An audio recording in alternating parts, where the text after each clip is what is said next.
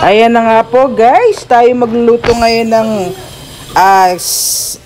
binagoongang pork with eggplant. So ayan po, medyo bahagyang pinalambot na po natin ng baboy. We have the golden kamatis, alamang ang ating talong, at syuete, luya, bawang, sibuyas, sili. Let's get started.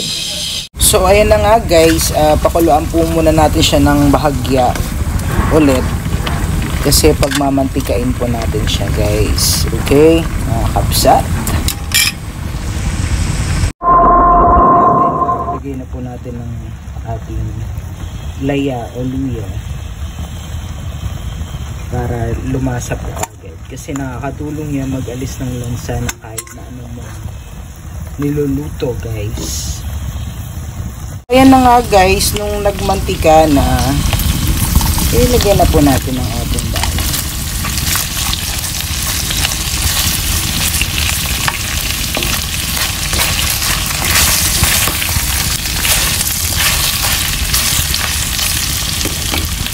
Ilagay na po natin ang ating sibuyas. High fire kasi yan guys, so mahirap masunog ang bawang.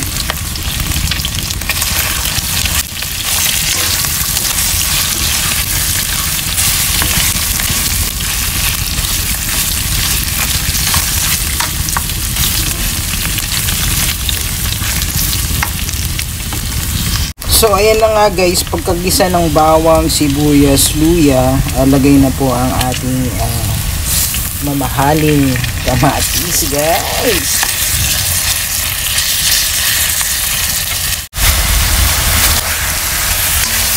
So ayan na po, syempre lutuin po muna ating maigi ang ating golden tomatoes.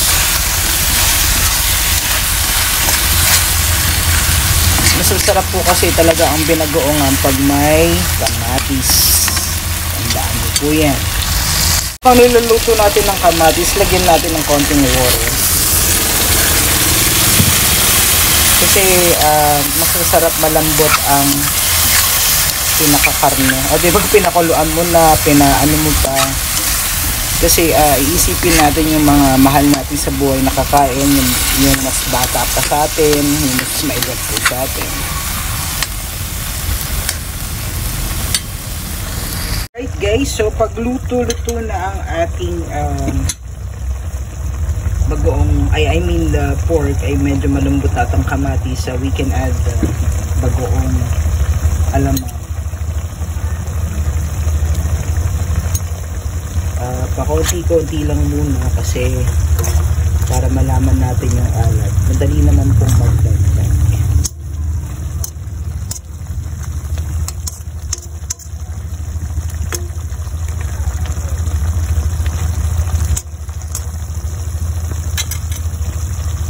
Na nga guys, habang niluluto natin ang ating bagoong, we can add a bit of betchin para hindi mo masyadong maalat, diba?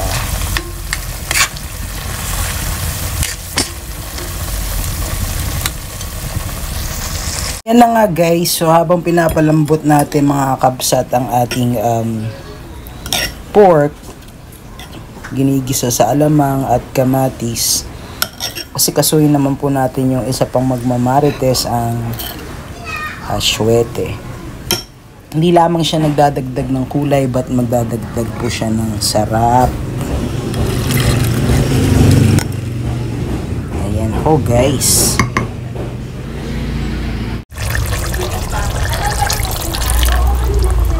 O yan po, lagay po natin ng pandagdag sarap at lasa sa ating binagoongan.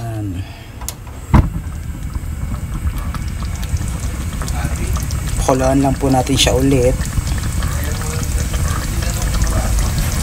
Habang pinapakuluan po natin siya, ay dagdag na po natin ang ating talong. Kasi hindi naman ganun karami ang ating pork. So alam nyo na, pag puro pork, Baka may HB man tayo ba. Ayan na guys. So ayan na nga guys, we can add ng siling desired.